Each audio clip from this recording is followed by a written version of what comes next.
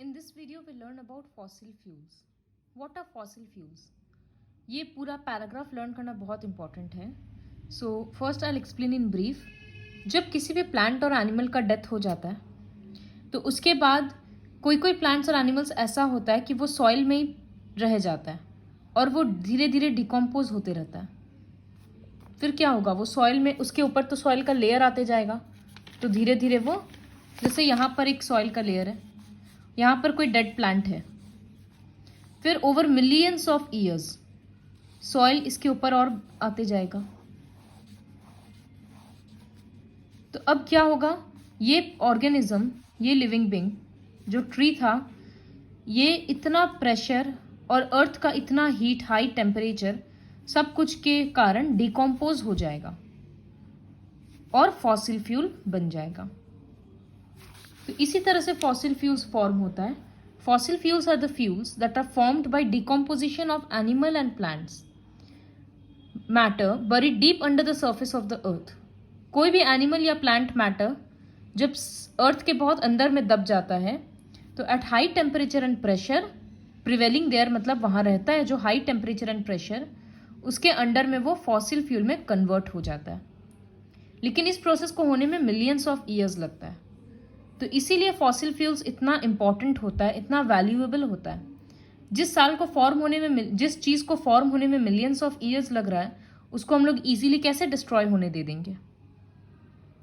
Fossil fuels का example क्या है, कोल, पेट्रोल और natural gas. So coal is a combustible black mud sedimentary rock. Combustible मतलब जिस चीज को बर्न किया जा सकता है. सो कोल एक ब्लैक कलर का रॉक होता है, वो हीट और इलेक्ट्रिसिटी का प्रोडक्शन में काम आता है. क्रूड ऑयल या पेट्रोलियम, जब डेड प्लांट और एनिमल्स, जब एक्वाटिक प्लांट्स और एनिमल्स का डिकम्पोजिशन होता है तब पेट्रोलियम फॉर्म होता है. तो एक्वाटिक प्लांट्स और एनिमल्स जब मर रहा है तो वो ओशन के नीचे ही चला जा रहा है ना, ओशन बेड में.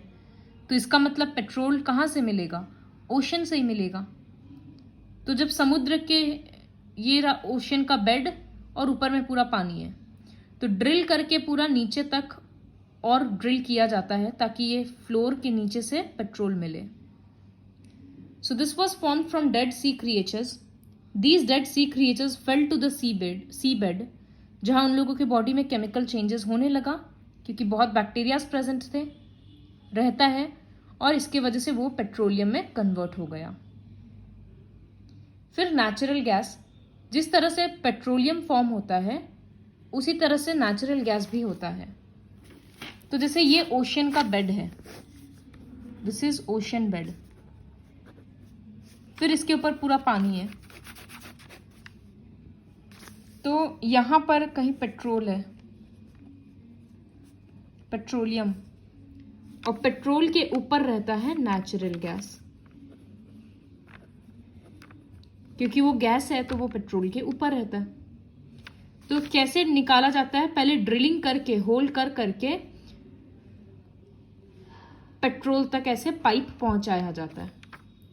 फिर पंप से जैसे पानी ऊपर चढ़ाया जाता है टैंक में, ठीक उसी तरह से पंप से इसको ऊपर की तरफ निकाला जाता है. So this is all about petroleum and natural gas. इसीलिए लिखा है ड्रिलिंग, जब ऑयल के लिए ड्रिल करते हैं तभी नेचुरल गैस भी कलेक्ट हो जाता है. What are renewable and non-renewable sources of energy? वो सोर्सेज ऑफ एनर्जी जिसको सिर्फ हम लोग एक बार ही यूज कर सकते हैं, जैसे कोल, पेट्रोलियम, जब एक बार बर्न किए उसके बाद वो खत्म हो गया. So such sources of energy are called non renewable sources of energy. और जिस एनर्जी को हम लोग बार बार यूज कर सकते हैं उसको बोला जाता है रिन्यूएबल सोर्स ऑफ एनर्जी. जैसे सोलर एनर्जी कभी खत्म नहीं होगा, tidal energy, wind and biomass, ये सब कुछ अर्थ सरफेस में अनलिमिटेड है. तो इसी वजह से ये सारा रिन्यूएबल सोर्सेज ऑफ एनर्जी है. तो जब फॉसिल फ्यूल्स खत्म हो जाएगा तो उसके बाद हम लोगों को renewable sources of energy he use करना पड़ेगा. तो इसी वजह से आजकल बहुत सारा कार्स वगैरह ऐसे इन्वेंट किया जाता है जो सोलर एनर्जी से चले, जो बैटरी ऑपरेटेड हो, ताकि पेट्रोल डीजल पे कम डिपेंडेंट रहना पड़े. सोलर कुकर्स आता है, सोलर गीजर आता है. इस तरह से देखो, सोलर एनर्जी कैप्चर हो रहा है और उसकी वजह से यहाँ का पानी गर्म होगा अंदर. विंड एनर्जी का फार्म दिखाया हुआ है, हवा की वजह से ये फैन सारा रोटेट होगा, जिसकी वजह से टर्बाइन रोटेट होगा और इलेक्ट्रिसिटी प्रोड्यूस होगा। Electricity generated by using the energy of water is called hydroelectricity. ये हम फर्स्ट वीडियो में बोल दिए थे। Looking for alternative to fossil fuels, मतलब फॉसिल फ्यूल छोड़ के दूसरा ऑप्शन हम लोगों को क्यों एक्सप्लोर करना चाहिए? क्योंकि फॉसिल फ्यूल्स लिमिटेड है और कभी भी खत्म, मतलब एक पर्टिकुलर टाइम में वो खत्म हो जाएगा। First reason. Second reason, fossil fuels की वजह से इन्वायरमेंटल पोल्यूशन हो रहा है, तो इसका वेस्टेज हम लोगों को रोकना बहुत ज़्यादा ज़रूरी है। इसीलिए दूसरा फ्यूल्स एक्सप्लोर किया जा रहा है। हम लोग सबको फ्यूल्स कंजर्व करना चाहिए, जिससे अननेसेसरीली बाइक या कार्स मत यूज़ करो। कहीं वॉक करके जा सकते हैं, कहीं साइकिलिंग कर सकते हैं, तो वो करना चाहिए। गाड़ी शेयर करके स्कूल जाना चाहिए। So it is also desirable to form carpools and to use public transport. जैसे बस मेट्रो यूज़ करो, अपना अपना गाड़ी मत लो अगर एक ही सिटी के अंदर कहीं ट्रैवल करना है तो, क्योंकि फ्यूल सेव करने से रुपया भी सेव होगा और इन्वायरमेंट भी पोल्यूट होने से बचेगा। So we all should take collective efforts to save the fuels.